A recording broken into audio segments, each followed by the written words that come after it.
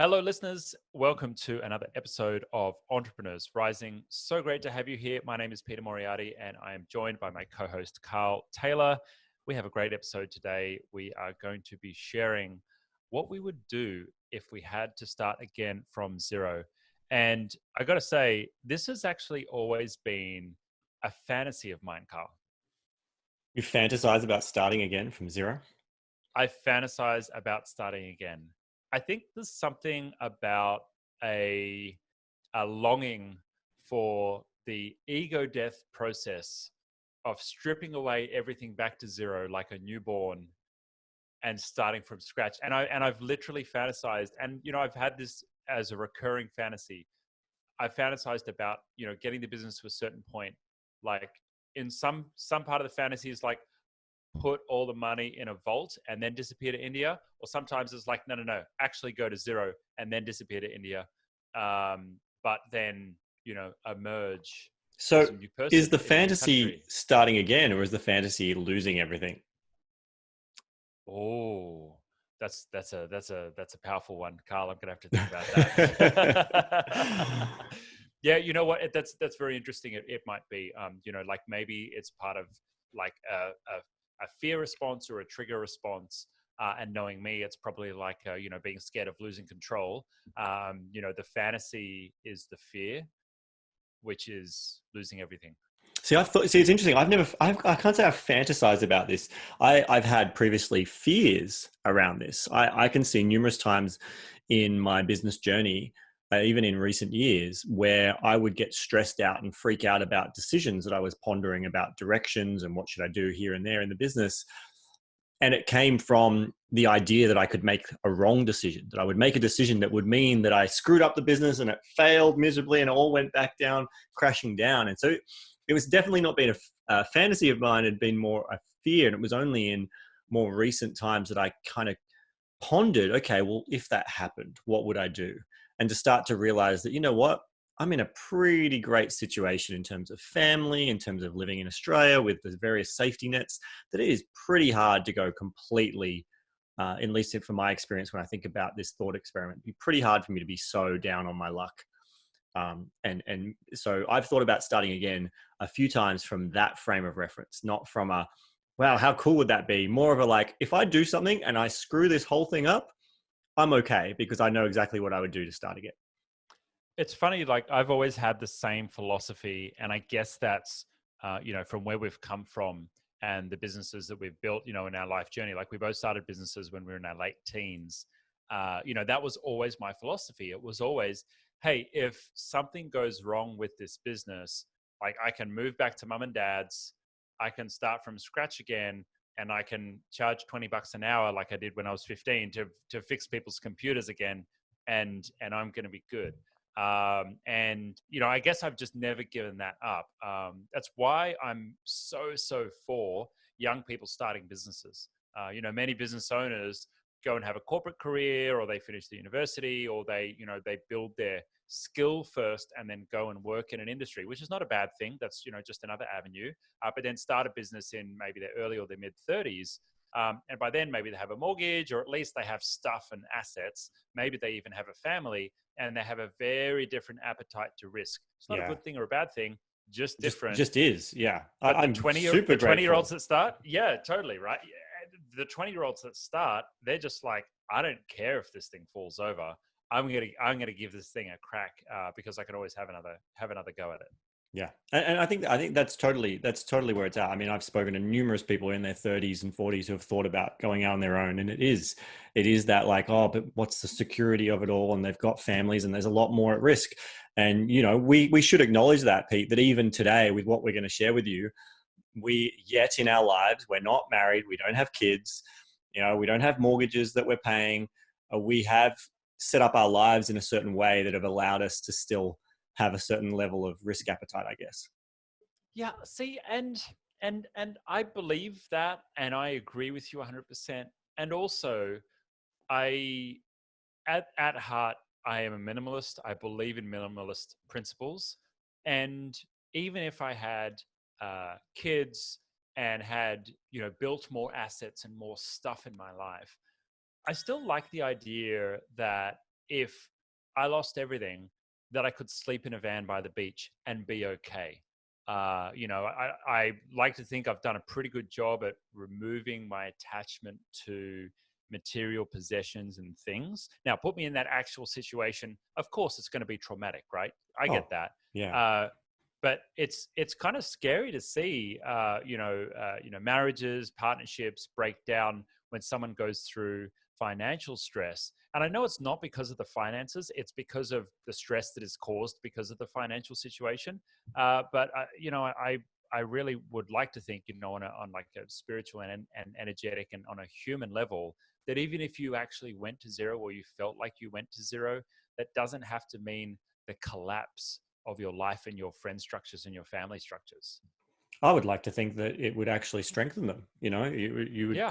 because I think, at least in my experience, like often when things are going well, you don't maybe lean on your network as much as you could. You don't reach Mm. out to friends. Whereas when something happens, that's when often you find out who your true friends are, the ones that will make time for you and who will do anything, bend over backwards to help you.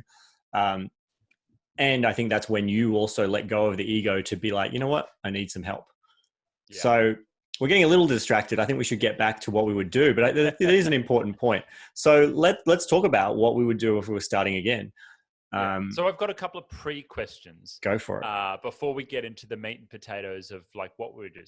So we're imagining a scenario, and to the listener, I want you to imagine the scenario and go along for the journey with us. You get to zero somehow, and you're not in negative numbers, like you're not like bankrupt or barred from running companies or anything like that. You get to zero, and what we're talking about here is like, where do you go from there? So I'm curious, Carl. You're at zero. Would you acquire a business or would you start a business? If I was at zero, I would likely start a business. Um, Interesting. Tell me yeah, about that. it is interesting because what I would be looking to do is bring in cash flow as quickly as possible. Now, I know that acquiring a business can do that, but if I'm literally at zero and I'm needing to feed myself, make sure I can actually start living, well, I'm going to need some sort of cash flow while I might look for a business deal to acquire, right? Now, it's that desperation. I think we talked about it in previous episodes when we talked about acquiring businesses. If I was in a situation where I was in so much desperation that I would just take any old deal that came along, then I'm probably not going to make a smart decision with that acquisition.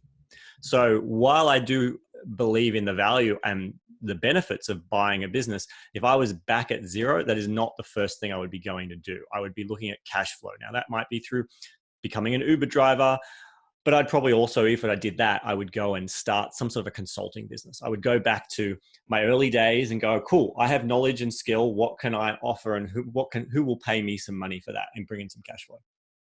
I wonder if there would be, do you think you might have, and I'm assuming in some way you've failed to get to zero, would you have shame around then going and being a consultant? Ooh, I can't say because I'm not there. Because I don't think I would do it. Like if I'd had business collapse or my life collapse or whatever, I don't think I would be able to get past the shame to then say, all right, I'm gonna show you how to do things now. Who says that what I would do is consulting on business? I didn't actually ever say that. That's a That's a good point. presupposition on your part. I You might might, consult on gardening. well, not consulting. I just might like offer done for you something that I have skills in. I could go, I'm not a good programmer anymore, but I could go back to I could teach people like, retirees how to use an iPhone or something. I have speaking and presentation skills. I could get on stage and start running, personal development seminars or, trainings on various different things that I have knowledge in. But to that point, you're right. There would probably be some stuff I'd have to work through around self-belief issues, self-worth, that would come up. And I'm just very fortunate that I have, over the last 18 years, I've learnt the skills to be able to work with that. And so I'm putting the faith in myself that I would wallow and despair for a little while.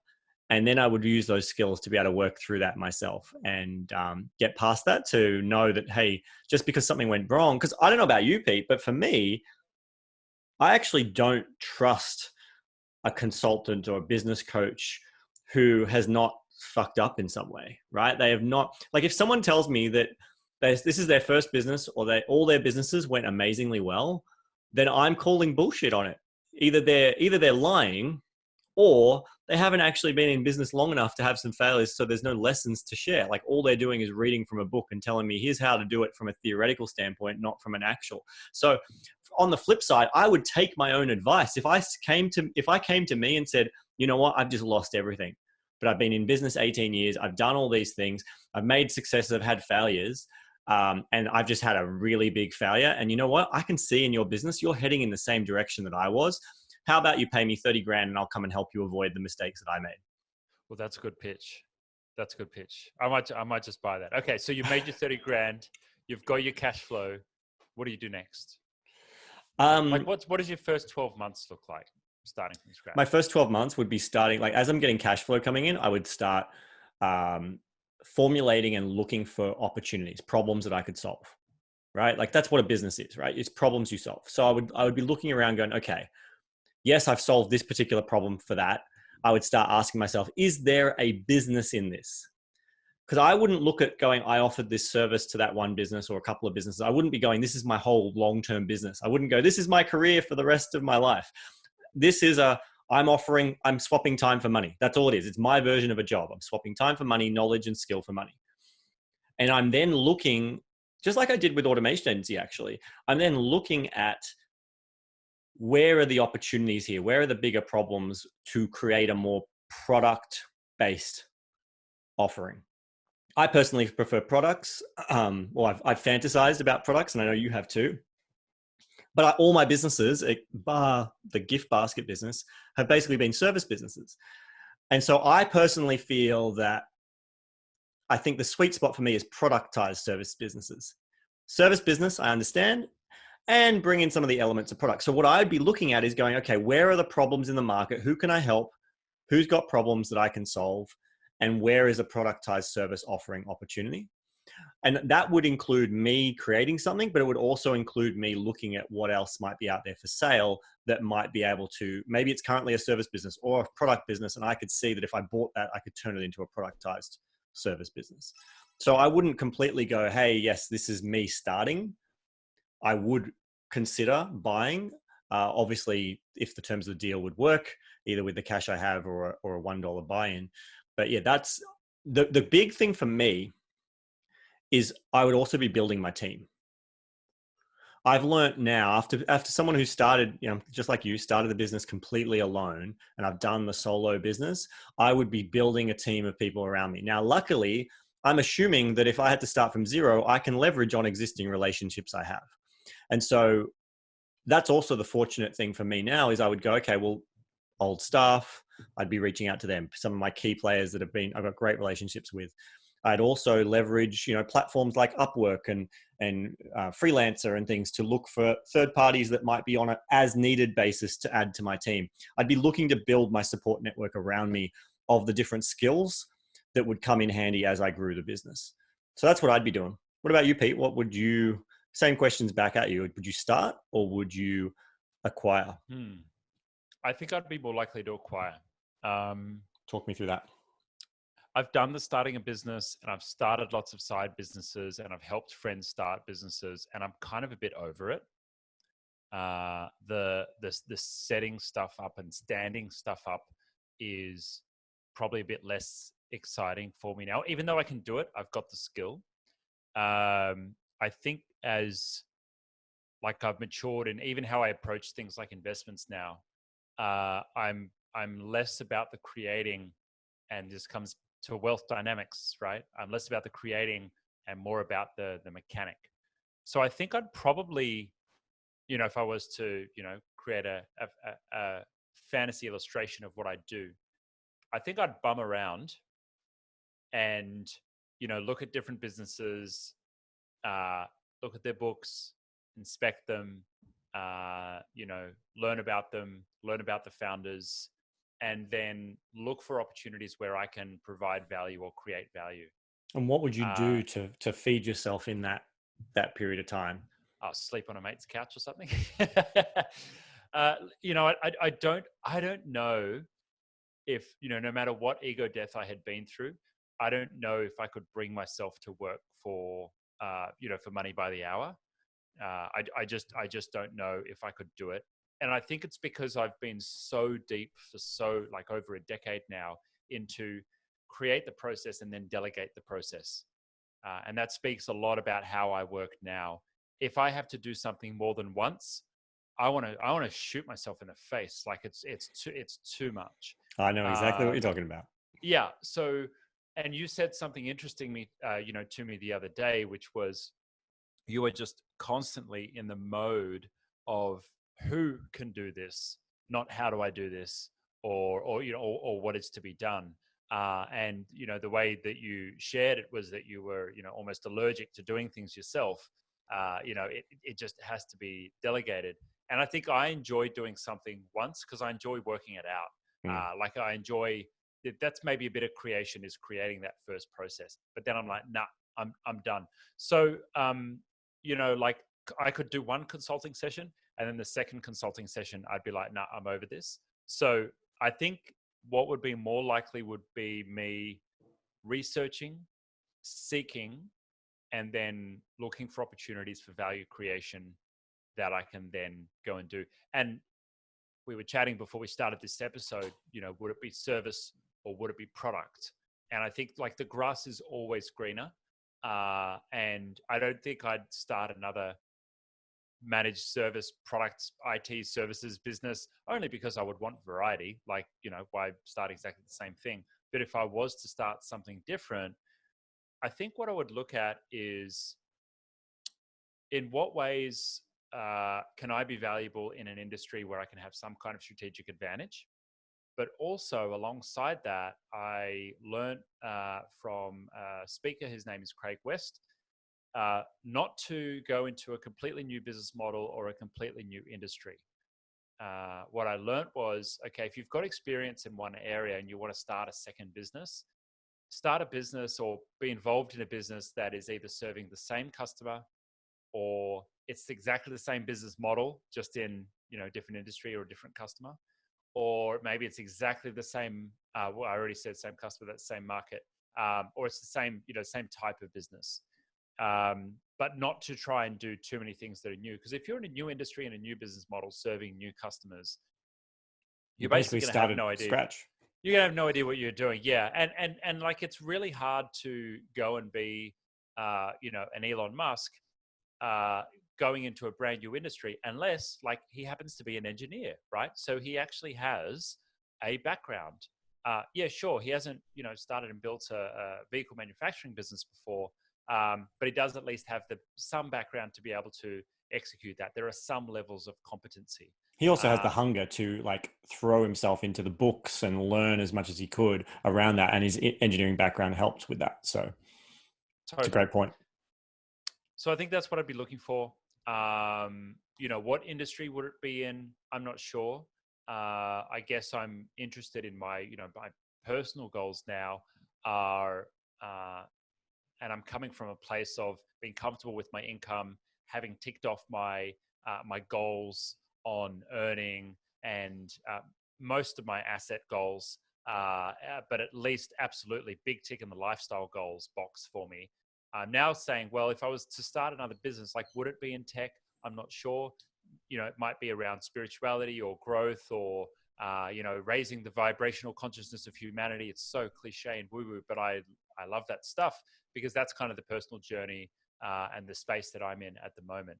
So, but I think it comes down to my own personal values. My own personal values are, where can I be useful? And that's just so healthy for someone's psychology. Where can you be useful? That's all we ever do. That's why we don't, go crazy, just like, running around without our clothes on, having sex and eating and doing nothing else. Like, we have to have something that we feel is meaningful for our life, and doing work that feels meaningful is very, very healthy for you. I love that. And I love that. Like, it may come across that what we said was very different. You would acquire, I would start. But from my perspective, you just said exactly what I would do, just a slightly different mechanic of you, again, with your long game of liking to stay patient, that you're willing to sit around and wait for that great opportunity to come your way. Whereas I would go, okay, I get past my ego problems. Like, you're right. I didn't say I'd like it, but I'd be prepared to do it, get into Ubers and drive around and have conversations with people. Start finding people that I could offer some sort of service to bring in some cash while I then figured out my next move. So I love that yours is just a bit more, you know what, I'm happy to just bum around on the couch for a bit while I look for deals. I think I'm happy to say that because my current reality is if I do nothing, I still get paid. Yes. If there was $0 in my bank account, I may approach that differently. It would be a good test. Maybe we could do that if this show does well enough. We can fly to India with $0 in our account and see if we can survive. Maybe not third world country. maybe developed a country that might end up badly. But you get the idea, right? Like it's so much of this is attached to our current reality, our Yes. current egos. And for the listener who's listening to this, consider what would that be for you. I think part of this comes back to like what is your present reality, and why? And if you're not right now living the life that you want to be living, why not? Mm. You and I, Carl, we've done a lot of personal development. We've done the Tim Ferriss lifestyle design. We've really put our effort into designing the lives that we want. And for some people, when they're confronted with that, or we share that, they might be thinking to themselves, oh, well, I can't have that Yeah. because of family, or because of this belief, or because of that, or because I'm in this debt, or because I've got this thing there. And so I understand, like, to the listener, if stuff is like coming up for you, or if you're thinking, gee, listen to these fucking smug guys, like, don't they have it awesome? And it's like, yeah, well, we do have it awesome. Like Yeah. we've worked for this. We have worked for awesome. We've ate Um, shit. We've eaten the glass. We've we've chewed done on that. glass. We've done Yeah, we've yeah, done we've done we've done that. that. The point here is that everyone has the opportunity to design the life that they want. And if you're finding yourself often fantasizing about, oh, if I'd started differently, I would have done this, or I wish I was doing that, or I wish I had this other different business, really reflect on that and ask, well, why aren't you doing that now? Is there something Yes. that you are saying to yourself that does not give you permission to do that now? And it's something that I've found I've gotten clearer and clearer on as I've been on a journey of meditation. We've done some breath work together while hanging out. That's cool shit as well. I've gone and studied Tantra, with my other kind of spiritual journey type, lessons. And what I found is the more I connect to myself, the more I get clear on what's actually important for Pete. And it Yes. was in a meditation 3 years ago where I manifested, I want to live somewhere warmer than Sydney. I want my business to be completely location independent. And I want to live that life, and I want to live a life that's designed by me. And when I got really clear on that for myself, it took some time to actually architect that and make that happen. I then moved the pieces into place to bring that into my life. And so just so we're clear on what you're kind of saying here, because I 100% agree and on the lifestyle design things.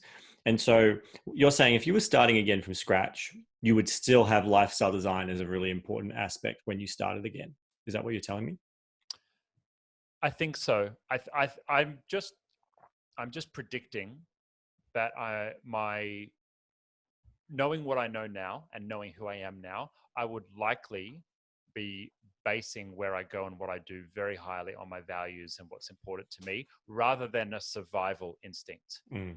And that's just kind of made me remember and think about this shift that I went through about 4 or 5 years ago. And that was when I've been doing like professional therapy for years and years and years, and unwinding myself, with a therapist.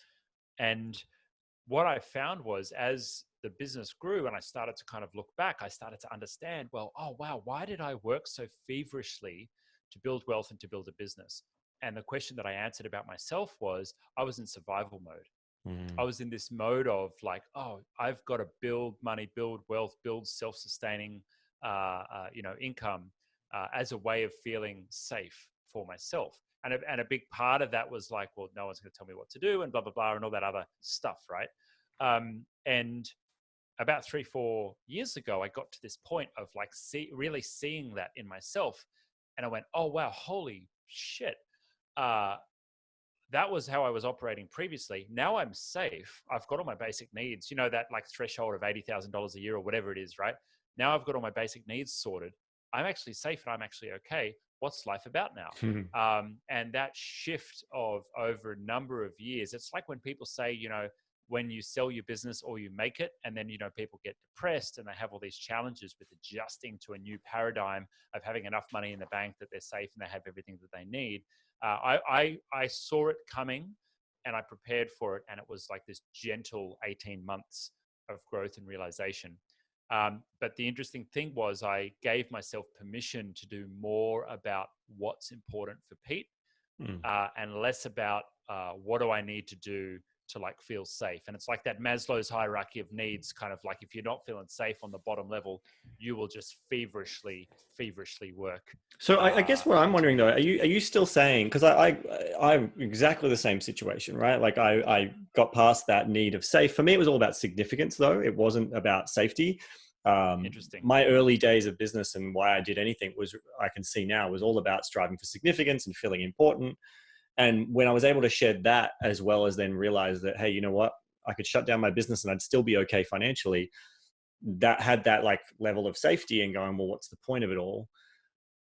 But when we take this thought experiment of we have to start again from scratch, I know that I would lose that level of safety, right? If I'm starting again from scratch, I'm assuming all of that's gone. So are you saying that when you go back to start from scratch, that need, you don't believe that need for safety would kick back in, and you do that, you'd still be just like, cool, I'm just going to keep doing it as I do. I feel like I have changed.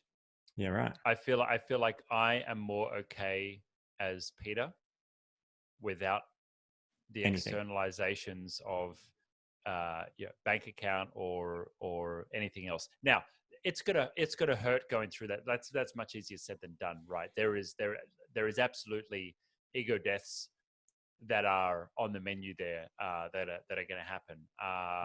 But I think I would feel much better about it. I think the key thing is that I have the context and that I awakened in myself and I understood the journey of my past, and I have that context now. So I can see, oh, okay, yeah, all right, I'm feeling like I need to make some money now, but I don't think it would be that subconscious, unhealthy, stress-led pushing, of I must do this, and the reptilian brain of there's a tiger coming to get me if I don't make this money. Yeah. Yeah. No, I get that. I get there's a different space of coming from that, right? Like it's being able to go, okay, well, like I'm doing this just because it's the next steps to do, not because stress is telling me I'm, in a pain right now and I have to get out of that pain. It's just like, okay, this is the reality. This is where I am. And okay, I want to change my reality. Where do I want to go from here? And then what are the steps I need to do to get there? Oh, I Yeah, love it's it. interesting. So you've done a lot of work with like Tony Robbins, state changes, all of these kind of things. And I feel like I have less tools. I'm curious for the listener who's listening right now, maybe fantasizing about, oh, what would ego death look like for me? Or what would starting again look like for me? Or, or if I'm here right now and I want to get to there, which is, what my dream life is in my architected life. Like, do you have any tools that or frameworks that you could share that you think might be useful? Yeah, I think the number one thing, and I talk about this in my book Becoming Bulletproof, but the number one thing is like realizing that everything is perfect as it is right now. Like where does that stress come from? It comes from suffering. Where does suffering come from? It comes from believing that everything as it is right now should be different, that the way things are right now, it should be different, right? There's a difference between pain and suffering. Pain is often a physical thing. Yes, it could be emotional pain, but often that emotional pain is just suffering. It is stories we're telling ourselves. And so the number one tool is learning to be able to question the stories you're telling yourself, to be able to realize that the mind, right, what's going on up there is, firstly, get a separation between you and your mind, right? You are not the mind is not you, right? And so when you can grasp and truly understand that every thought the mind has doesn't mean it's true. Just because the mind offered you a thought does not make it true. And That might sound really obvious. You might be like, yeah, of course. But have you actually contemplated that? Because I would hallucinate that your thoughts today, you had every thought you had today, you most likely bought into every single one of them. You never went and said, oh, no, that's not true. Maybe you did a couple, like you'd Totally. question it, but pretty well Oh every yeah. thought you had, it was like, yep, yeah, of course. You didn't go, oh, that's an interesting thought. Might be true, it might not be. So one of the most powerful tools you can have is as soon as you hold any kind of belief. So the belief that I couldn't get into an Uber and start driving an Uber, right? Like that might be a belief I hold, a story I hold to be true. But then if I go, you know what? I could never get into an Uber and swap time for money again. Is that true? I'm like, oh yeah, of course it is. Do I really know that that's true? No. And so instantly, some of the power in that thought disappears because I'm no longer going just because I had the thought it's true. And that's one of the most powerful things you can do. I believe that, I guess it is the death of it. When you can truly start to realize that the thoughts you have are bullshit, every single thought you have is bullshit, and then you ultimately decide which ones you want to believe or not, that is the death of all egos. Now, I'm not saying this is easy. It's challenging, and you have to have processes and go through. A really great process to go through is if you go to thework.com, Byron Katie, she's got worksheets called Judge Your Neighbor worksheet. And you can go, or if you've got a phone, she's got an app called The Work, and you can basically question a belief. So any thought you're having, you can then question that. She guides you through these question processes where you can start to engage whether that thought or not is true. And that to me is one of the most powerful. Like, look, you can do state changes, you can get yourself upbeat, you can vision your goals, you can do all of those things. But to me, most of those are just kind of, as a friend and mentor of mine said, rearranging the deck chairs. Most of us, when we are getting help, and most personal development help, and I say this from someone who's been through not all of it, but a high proportion of what's available out there, most of what is taught is just rearranging the deck chairs. That's what it is, right? You never actually really dealt with it. You never threw any of the chairs off the side of the boat. Like, you just rearranged them and moved them around. And I believe that when you can truly start to comprehend that the world we live in and the thoughts we have are not true, and I choose what is true in any given moment, instantly all of those deck chairs are up for grabs to be thrown away, kept. And just because you throw it away doesn't mean the waves might not send it back onto the deck and you got to rearrange or throw it away again. It's an amazing analogy. You just have, but you've got them there, and you think about it, and you bring it back up, and you go, okay, is this true? Is this useful? Does this serve me?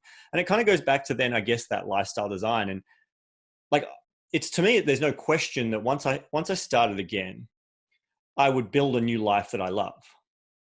However, what I also know is in that moment where others might look and go, your life sucks, I would be able to go, I love my life. And I don't say that from a like easy standpoint. I'm not saying that I would easily get to that point. I would have my emotional outbursts. I would have my emotional moments. I would have my like, oh my God, my life sucks moments. But when I get through those with either friends' supports or from my own, I would all of a sudden start going, hold on a second. Is that true? Do I really know that that's true? Can I absolutely be sure that it's true? Who would I be without that thought? And I can start to then choose to throw that one away and come back to presence and come back to this is who I am. And when you can truly, truly love the moment, truly love that everything in this moment right now is absolutely perfect. Here's the thing that has been the most challenging for me to wrap my head around is when everything is perfect, what drives you to want to change anything about your life? And this has been a journey that I've been on in more very recent months of figuring that out. And I wouldn't say I have it super strong to be able to share with you, but I can share with you what I've come to so far. Firstly, just because you love this moment doesn't mean that you might not want to have a new and improved moment, right? It's just about not judging the moment you're in to be bad, right? Not label it that way. You just go, okay, this is how it is. This is amazing. This is beautiful. This is serving me. This is fantastic. Okay, but what would I like to maybe see different? The other thing that's really interesting, though, is where does the other part of suffering come from? We talked about suffering comes from believing things should be different than they are right now. Other type of suffering I see a lot of people have, apart from feeling like their life is wrong, is wrong in this moment, is they attach to a goal. They set themselves a goal, and that goal becomes, it has to be that way. That's where I'm going. And if you don't feel like you're there fast enough, you don't feel like you're on track to get there at all, you feel depressed, you feel sad, you suffer, you have emotional turmoil. Maybe you even have physical turmoil because of that. Maybe you get physically ill, right? You get dis-ease. And so realizing that everything's great, I have an intention of where I'd like to go, but accept that life is a journey. If you can truly grasp those things, and it's going to be hard just in one podcast episode for you to grasp that, but if you choose to practice, and it is a practice, if you truly can take that on, I believe that the reason I wrote my book and I called it Becoming Bulletproof is literally for that. I know that with the journey I've been through, that I can survive and thrive in any situation, right? I become bulletproof. And that doesn't mean that I still don't get hurt. It just means that I can instantly be like Superman and walk through and just, I'm good in this moment. And yeah, that's the kind of thing that I think is super important. And then your business can collapse on you. You can start again from scratch. You can have a big divorce. You can lose your limbs. You can have all sorts of things happen to you that would be horrible. And if you can truly practice those types of living and being, people will look at you with just disbelief of like how you haven't melt down, and you'll just take it in your stride. So I don't even remember the original question. I kind of got a bit ranty on that, but I'm super passionate about that. You've covered a lot. I've got a couple of things to summarize there. I think one key takeaway is, the stories we tell ourselves, fairy tales, and we get to choose what those fairy tales are.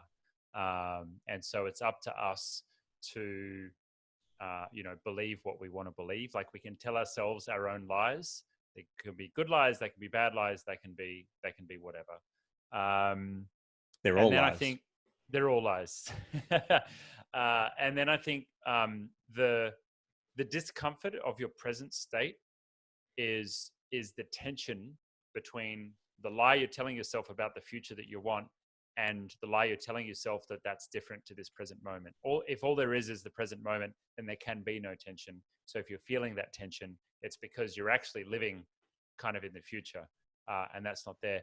I think it's probably time to wrap this one, Carl. All right. That was quite a journey this episode. We've gone through ego deaths. We've gone through values. We've gone through shifting mind states. We've gone through, how you can, really take what you know now and apply it to your life. Take what you know in the present moment and, apply and make changes and have ripples and waves go through to the rest of your life. So hopefully that's been interesting to you. I'd like to like end it though on making sure we have truly delivered on the promise of this episode, right? Of what would we do if we were starting again? And I think that ultimately what my biggest takeaway for you on this would be, get over yourself and just start selling something.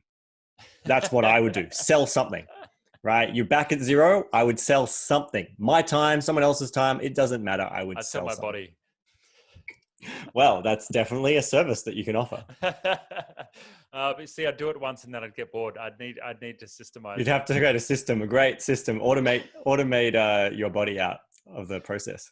I think it's a great thought experiment, and to the listener, hopefully you've come along for the journey with us in your own way. I think we've had some really good reflections as well, and I look forward to exploring these kind of concepts more. We've got a lot more to talk about with this kind of stuff, so look forward to that in an upcoming episode. So just a reminder, if you want to check out all of our episodes, head along to rising.show. You can check out all our socials there. Please leave us a rating on your podcast consuming device or service of choice. And we would love to hear from you. If you love this show, if you'd like to hear more of this, if you have questions, drop them in the comments or drop us a line on any of our socials. And we look forward to catching you in a future episode. See you later. See ya.